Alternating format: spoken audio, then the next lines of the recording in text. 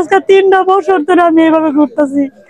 আমার স্বামী গাড়ি যা কিছু আছে, ব্যবসা বাণিজ্য, ফিশারি টিশারি, এলাকার মানুষ জানে সবকিছু, কিন্তু কেউ কিছু কয় না।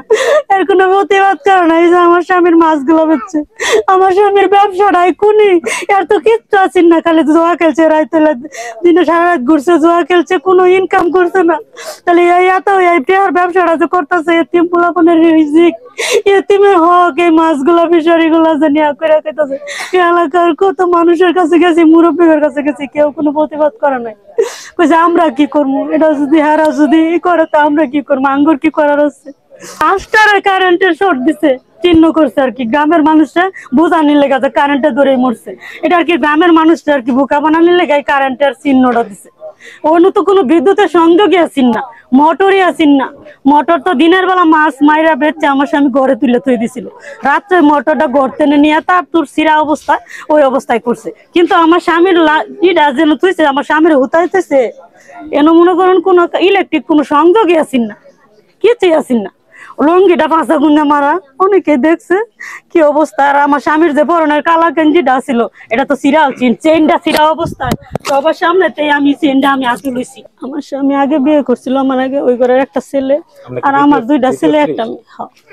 আমার স্বামীর ওই বউ গেছে, অন্য জায়গায় বিয়ে হয়েছে, অন্য।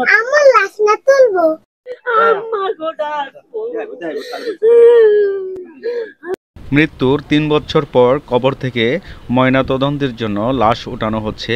তো এমনই ঘটনা ঘটেছে ময়মনসিংহ জেলার গৌরীপুর উপজেলার কলতাপাড়া গ্রামে। 2022 17ই মার্চ রুকনুজ্জামান খান চপল মারা যায়। তো এলাকাবাসী অনেকে বলছে বিদ্যুৎপৃষ্ট হয়ে মারা গেছে, কিন্তু ঘটনা প্রবাহ অন্যদিকে। চপলের স্ত্রী, চপলের বড় ভাই, ভাবি এবং মেয়ের বিরুদ্ধে অভিযোগ এনে মামলা দায়ের করেন। অবস্থা কি এরকম ঘটনা কি কোনো আমরা জন্মকে আমার দাদা দাদারা মনে এরকম কোনো কিছু এরকম ঘটনা দেখে নাই। একটা লাশ তোলা, একটা মৃত ব্যক্তিরে তুলা কেস করা, বিদ্যুৎ বৃষ্টি মারা যাওয়ার পরে দেয়া কত মামলা করছে, তারপরে তো কোনো তদন্ত করে তো রিপোর্ট পাইছে যে বিদ্যুৎ বৃষ্টি মারা গেছে, তারপরে তো একটা লাশ তোলার পরে এরকম লাশ তুলে কেউ এরকম ঘটনা ঘটে। 4 বছর চলতেছে, 4 বছর চিৎকার দেওয়ার পরে বাড়ি সবাই গেছে, তখন গিয়ে দ্বিতীয় স্ত্রীর রাসের কাছে পাওয়া গেছে না। সে গলার চেইন আর সাবিনা, কোমরের সাবিনা, সে বাসার যাবতীয় জিনিস সাগাই করছে। আমি লাশটা দেখছি, লাশের উপরে পড়ে রয়েছে একটা যে কারেন্টের তারের থেকে সরায় তার লাশ নেওয়া হয়েছে। নেওয়ার পরে তার গলার মধ্যে দাগ আছে পুরা, আর হাতের মধ্যে একটা দাগ আছে। দেখতেছেন যে আজকে লাশ উঠানো হচ্ছে। আমরা জানি প্রায় 3 বছর পূর্বে উনি মারা গেছে বিদ্যুৎ স্পৃষ্ট হয়ে। প্রায় 3 বছর হয়ে গেছে। 3 বছর। তো ওনার ওয়াইফ মামলা করছে, সেটা কতদিন হলো? ওনার ওয়াইফ মৃত্যুর পরে মামলা করছে।